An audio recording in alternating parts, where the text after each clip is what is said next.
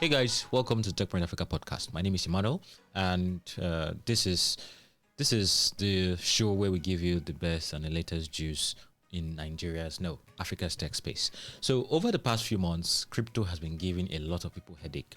It gave me headache, and I said, no, this life is not meant for me. So I sold off all my assets, and I'm waiting for the recovery eventually.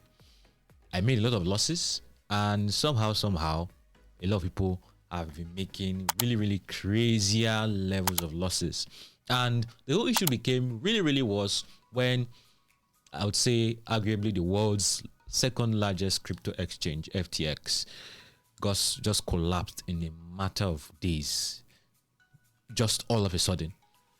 So I found it really interesting that the Secretary General of SEC, the Director General of SEC, Nigeria Securities and Exchange Commission, Lamido Yuguda, listed out 50 digital assets that they'll be offering support for, but they are leaving out crypto because it is not a sensible digital asset. I'm not going to be the one doing all the talking. Bolu has a lot to say, and to be fair, I am not going to drag him too much because the guy is trying, right? He's a believer, and I stand his belief. So yeah, welcome our senior reporter, Bolu. Thank you very much. How are you doing? I'm good. I'm doing excellent. You're doing excellent. Oh yes, excellently well. Bolu, Yeah. is crypto dead? Oh, all right. Hi, I'm Abisola Adenoga, the head of business at Techpoint Africa. Did you know that you could present yourself as a reputable brand leader? Did you know that your business can get the limelight it deserves? Now you do. Using Techpoint Africa's marketing tools, we can put you in the faces of a large audience for brand awareness and thought leadership. To do this, reach out to us by sending an email to business@techpoint.africa or click on the link in the description below. So the short answer is no, but to answer the long answer, you need to understand why this question has come up. And the reason why is because You are sounding like this guy that they asked a question and the person was just dancing. Is crypto dead? no, crypto is not dead. Okay, Why is crypto not dead? Yes. Crypto is not dead because personally on Sunday I tried to trade crypto and I did successfully. You can still buy cryptocurrencies. Transactions are still going on At whose crypto peril? networks. At whose peril? So the crypto that you bought on Sunday, has it not crashed? No, it hasn't. I actually made a reasonable amount of profit on it by Monday. By Monday? Yes, Which, yeah. which crypto did you buy? Ethereum and Bitcoin. You didn't tell me. You not told me to be buy. You told me to buy Wakanda. Where is it? No verse.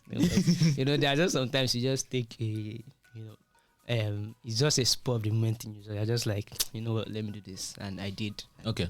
Yeah. And so, like I was saying, it's not dead because, I understand why these questions are coming up, and it's because within the last few months, we've had about $2 trillion wiped off, the entire crypto market, which is crazy. It's just absolutely, Okay, so but people are saying this FTX deal is like the final nail on the coffin. No, it is not actually. So, but before FTX crashed, the crypto market was already crashing. Yes, the crypto market was already crashing. So now FTX now crashed to join and then the market became worse. The situation became worse. Okay. But it's not dead. Crypto will survive this, obviously. Why are you so confident about that? I'm already seeing the signs there. After the whole FTX thing, we saw crypto drop all the way down to 15,000. And then we've been seeing recovery for some days now. Bitcoin is actually at 17,000 now. Ethereum is about $8,200. And though levels of fear and uncertainty have increased, I think some investors are seeing this as an opportunity to start investing again. And it's also because we've seen things like this before in the past. When you look at these things historically, it has happened before, and there was massive recovery. So I don't think it's dead at all. I don't even think we need to be asking that question. Okay, so this has happened before. Yes. When did that happen? All right. So it has happened several times, but I think one of the most notable ones was in 2017, where we saw Bitcoin rise, I think, to about a little over $19,000, and then within a few months it dropped all the way down to $3,000. That's about 447% drop, which is crazy, right? But then we saw just within a few months again, it went back up to about $36,000. And then we saw the all-time high last year of $69,000, right? 9,000 Yes. dropped again to 15. And then we are back to where we are now. Okay. So that just simply shows you that, when you look at these things, you learn from things that have happened before, right? And these things have happened before. It was the ICO boom then that, investors, it was a bubble. It burst. Crypto recovered. We realized that, okay, we need to do things. There are a lot more better ways to do things, right? And we've learned from that. And then we are now learning from this again, right? So what are we learning from this exactly? So what we are learning... What are the lessons? So, number one, what are those lapses that gave rise to this current bear run? And what are those lessons that we are learning right now? Okay, all right. Yeah, so it's also important to understand that this current bear run was caused by a number of factors. One of those is the Terra Luna crash that happened earlier this year. That was Terra Luna, for the uninitiated. Okay. What's Terra Luna? Yeah, so Terra is a stable coin. It's a stable coin. It's a stable coin that's like USDT. Yes, that is supposed to be stable, but then it was crashing. Yeah, and I crashed. heard USDT also crashed at some point. Is that true? Yes, USDT suffered some level of. It was not as terrible as. Okay, so you're telling me what happened, but what caused that? Yes, the crash. Once that happened, right? It's supposed to be stable. A lot of people put their money inside, put their money in that cryptocurrency. So why did it crash? So it crashed because the creators of that stablecoin were not being honest. Oh. They actually pegged its value to an asset that was not stable. When you create stable coins, you peg it to either the dollar or gold, something that has, that is not as volatile as cryptocurrencies. But then they pegged it to another cryptocurrency, which is Luna, right? And then when things started moving badly for Luna, it affected Terra. And then Terra, a lot of people had their money there, right?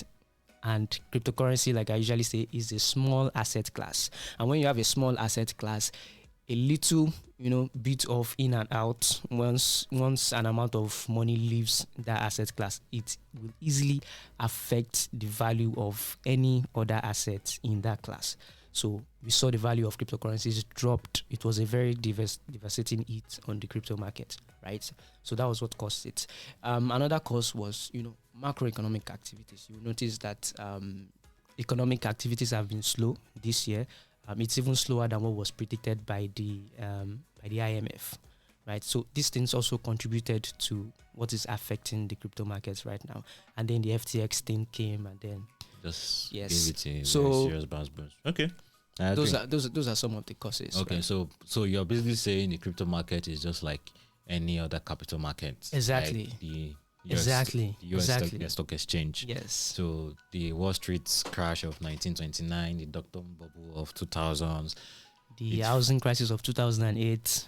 It has happened before. Coronavirus. Exactly. Everything. So you're saying crypto is just like that. But my fear with crypto is a lot of the coins that people are buying on crypto are not backed by a very solid project, right? So, for instance, the dot-com bubble weeded out a lot of companies that were doing fluff, right? But a lot of companies actually remain. The Amazons survived through that era because Amazon was a very young company then. Mm-hmm. The 2008 crisis, Uber, WhatsApp, they all came out of that crisis. So because we're building something valuable. So now, Nigeria SEC has said crypto is not a sensible digital asset. Why do you think that is? And for me, I feel it's probably down to all these things I just mentioned, but I'd like to hear your thoughts about it. Okay, so I think I know where the SEC is coming from when they say cryptocurrencies are not a sensible asset, right? And it's just because cryptocurrencies are one of the most riskiest investment vehicles right now. So the SEC is a body that is supposed to protect investors. They are supposed to protect the capital market. For them to promote something that does not have enough regulations in it, for them to promote something that is quite risky would not really make sense. And then I understand where they are coming from based on what they've said about cryptocurrencies before. So they've shown interest in it. They've shown that they want to try and regulate it because they already understand that there's something valuable, right? And they want to regulate it. But regulations have not been strong yet. So they cannot recommend, cryptocurrencies because they don't have their hands on it completely for now. So they are not saying that, they are not discarding it and saying, it's important to understand that they're not discarding it and saying, oh, cryptocurrencies are nonsense, right? They are not saying, please, we don't want to have anything to do with cryptocurrency. What that simply means, what they're trying to say is, we don't have our hands on this thing yet. We don't have a level of control that makes us confident enough to say, you know what? You think this will ever happen? With any government in the world? When they actually made that statement, they did say that a time could come when they will recommend cryptocurrencies as an investment vehicle. But if crypto is something, in essence, to stick it to demand, if the government is never going to be able to control crypto, do you ever think they will ever accept it? Okay, so let me first say there will still be a level of control when it comes to crypto. It's just that that there will be two kinds of control. In crypto, now we understand that with the whole FTX thing, we understand that there's decentralized exchanges. There are those people that governments can hold and say, what are you doing? Who are the people investing in this, right? With FTX, we've seen that governments can actually have a lot to say. They can have a lot to do. So we have that level of control within the centralized aspect of cryptocurrencies. The only aspect where I know that governments might not really have much of a say will be in the decentralized aspects, which already, I think, a standardized format is being created in that aspect of cryptocurrencies. We are seeing things being controlled more by computers, more by, I won't say robots, more by computers basically, and not by human beings, because human being by nature, we are greedy, we spoil things, right? Yeah. So this is the future I see for cryptocurrencies. The central exchange will be there, and then the government will be able to say, hey, you the central exchange, what are you doing with people's money? Making sure that what happened with FTX does not happen again. So I see a future where SEC will confidently say, you know what, this asset, you can actually invest in it. This is the level of risk. This is what you need to understand. Okay. Thank you very much, Bolu. So, yeah, I think we pretty much have a lot of things to work with here. And there are things that we can build upon, other stories. Yeah. If you have any questions, you can reach out to us. You can just leave a comments down in the comment section. But before we leave, I would like to say very, very special thank you to all our podcast fans that made it to TFS, the Techpoint FinTech Summit. Love you guys. We received all the love and all the what other synonym can I use for love? Yeah, all the adoration. It's not church. Appreciation. Thank you. Yes. So yes, thank you very, very much for making it to the FinTech Summit. I hope you had a really, really wonderful time. And if you couldn't make it, you can find the video of the main session and one of our major breakout sessions, how to build a fintech with limited resources. Thank you very, very much for staying with us. We're rounding up. This is a new month and we're coming to the end of the year. We have a number of interesting episodes. And if you have any ideas for Christmas, New Year, holiday special you would like to see on the Techpoint Africa podcast, please reach out to us, podcast@techpoint.africa.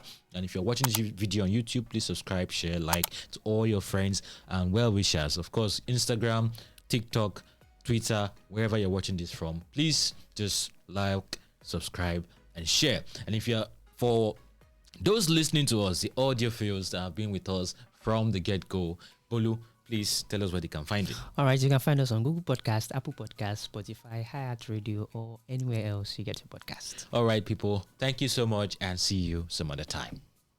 Peace.